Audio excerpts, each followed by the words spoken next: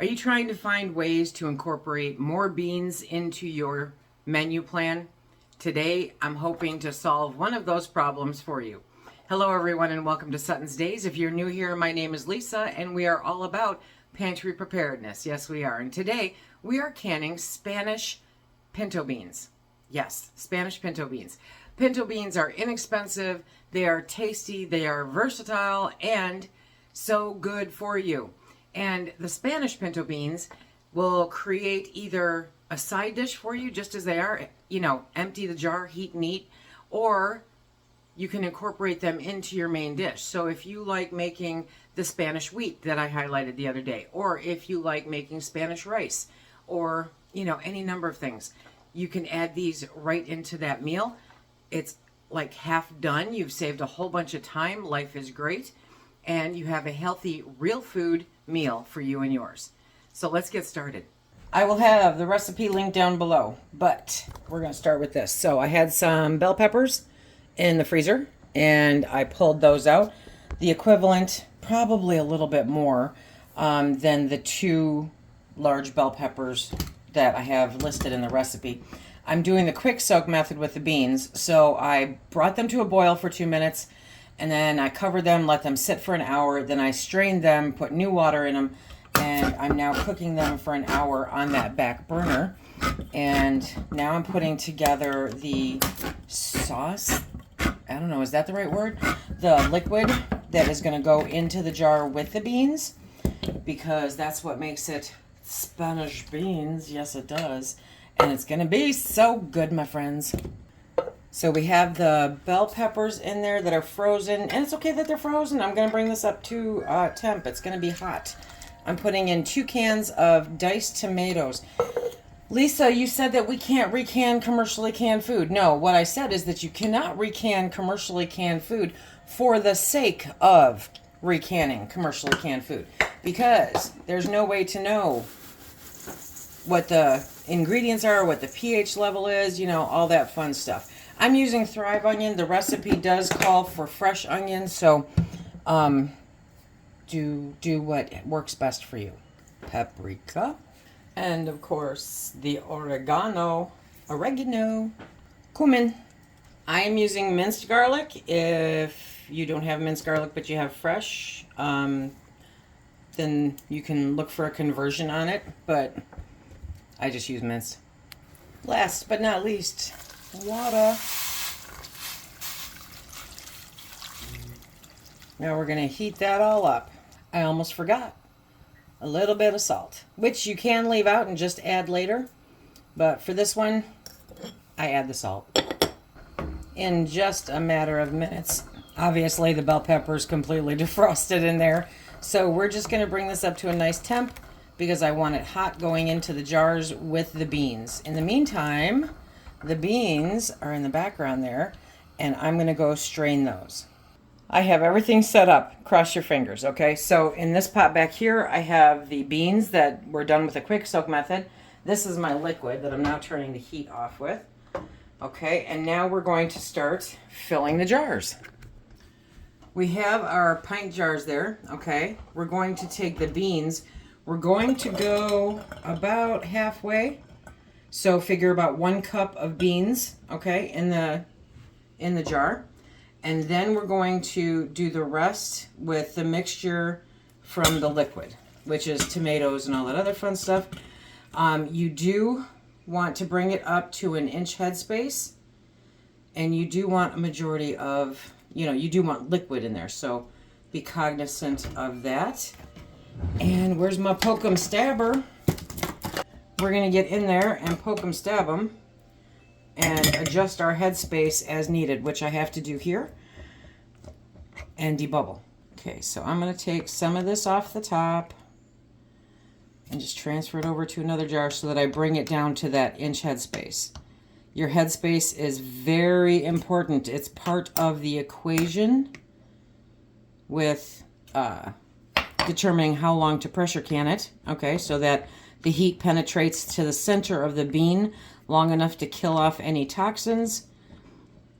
And that's what we want, obviously. We're not going through all of this work otherwise. Okay, so Dun, dun, dun.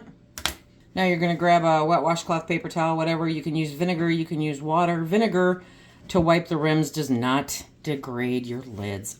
I swear people just sit around looking for stuff to come up with to freak people out, okay? But you want to wipe your rims even if you're using a funnel, because it still can get on the rim, especially when you're debubbling or adjusting headspace or anything like that. Next, we're going to put on the lids. As always, you guys, 4 Jars lids, they are the best. I love them. If you are looking to stock up on your lids, they have a sale going on right now. If you go to their website, the link is down below, and you put in the code SuttonsDaze, all capitals, then you will get the buy one, get one. I appreciate it. It helps me do this for you guys. Next, you're going to put on the rings finger tight. That means don't crank them on, okay? You're just going to put them on until they stop moving. That's all you need, because they can't be super tight, because then when it's pressure canning, the whole purpose is that it vacates the excess air, that headspace, in the jar, and that is how then it creates the seal. And if it's on too tight, it won't do that. The lid will buckle, it will siphon, it may just fail. Again, that's not why we do this. So now this one's ready to go into the canner. Look at that. These are gonna be so good. Now you guys are always so helpful, right? So I'm gonna put some of the liquid in the bottom, because I know somebody's gonna say, why don't you put the liquid in the bottom first? Well, I don't know, because. And then we're gonna put about a cup of beans into the jar. We're gonna top off with more of the liquid. Now this liquid is kind of tricky because of all the stuff that's in it. So you just want to make sure that you're getting most of it covered, you know, and that you are respecting the necessary headspace.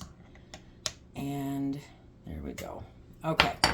And so then you go through again, you debubble, because when you are putting solids in like the beans, air can become trapped underneath them, and that can cause siphoning, that can cause failures, and that's not what we want. So debubbling is important. Again, the lids, there we go. Now, if your rings are ugly, what do I say? It's a tool, okay? It does not matter what it looks like. It matters that it works. Nothing's gonna get into the food. You're absolutely fine. It is not an engagement ring. It is a tool, my friends. So I'm gonna get the rest of these jars filled. I will mention, you really want to pay attention to the headspace, especially when you're doing beans, because these beans are not fully cooked. You could not chew on these right now very comfortably, okay? So the beans, as you're pressure canning them, will continue to expand. They'll continue to expand after you pull them out of the canner, because it's still hot. So your headspace, when you're, especially when you're talking about beans, is important if you want a good quality product at the end of the game, because beans take a few minutes to work all their magic, and these will look surprisingly dry at the end. Okay, so it's completely depressurized on its own, and we're going to take the lid off. There we go. And I'm going to close my window. Okay. Because you don't want a draft on it. A draft on it does not work. And now it's time to pull them out. Okay. This smells so good.